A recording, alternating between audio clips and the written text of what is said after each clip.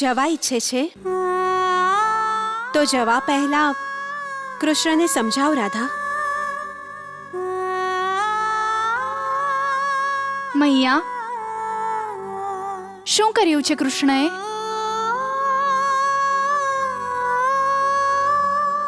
કર્યું તો કાંઈ નથી, પરંતુ એની સાંકેતિક વાણી મને વ્યાકુળ કરે છે. સંકેતોમાં અમને છોડીને જવાની વાતો કરે છે. યદિ તું એને કહીશ તો કદાચિત એ અમને છોડીને જવાની વાતો નહીં કરે. અમે કૃષ્ણના માતા પિતા છીએ, એ અમારો કદાપી નહીં સાંભળે. પરંતુ હું જાણું છું એ તારું કહેલું અવશ્ય સાંભળશે.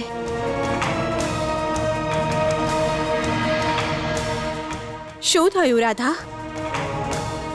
તો ચૂપ કેમ છે? કાંઈ બોલતી કેમ નથી? શું મારો કાન્હો તારું કહ્યું પણ નહીં સાંભળે? મૈયાનો કન્હૈયો મૈયાનું કહેવું નથી માનતો તો પછી રાધાનું કહેવું કેવી રીતે માને? રાધા, મને જણાવ, શું કાન્હાએ તને જણાવ્યું છે કે એ અમને છોડીને જવાનો છે? મૈયા, હું જાઉં? રાધા, તું કાન્હાને નહીં રોકે?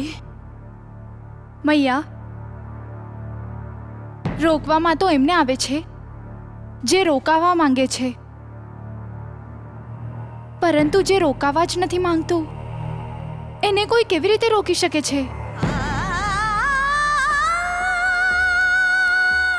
ઠીક છે મૈયા, હું જાઉં છું.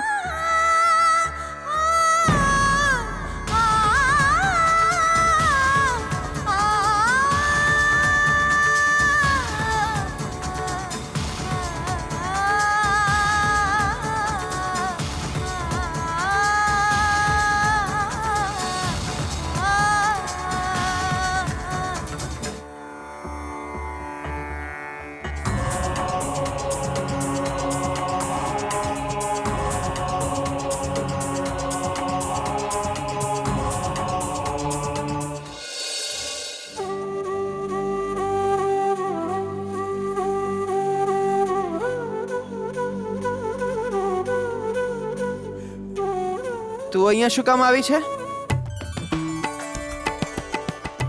તમે જ તો વારંવાર સંકેત આપી રહ્યા હતા બહાર આવવા માટે.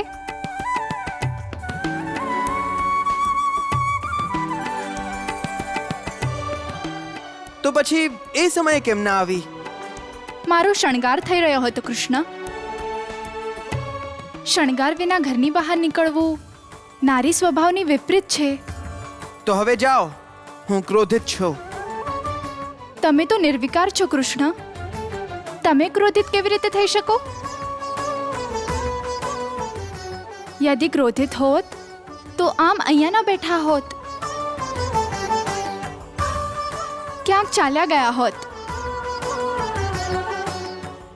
વધુમાં વધુ તમે રિસાયા હોઈ શકો છો.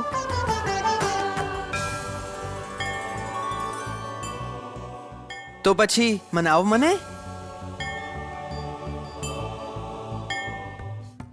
મનાવશો તો તમે કૃષ્ણ, તમારી મૈયાને. મૈયાનું મન અત્યારથી જ તમારા વિયોગની કલ્પનાથી વ્યાકુળ થયું છે.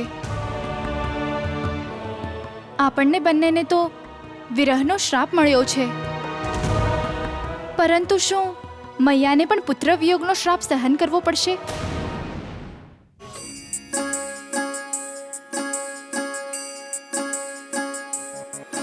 मैया सुन बात हमारी, बात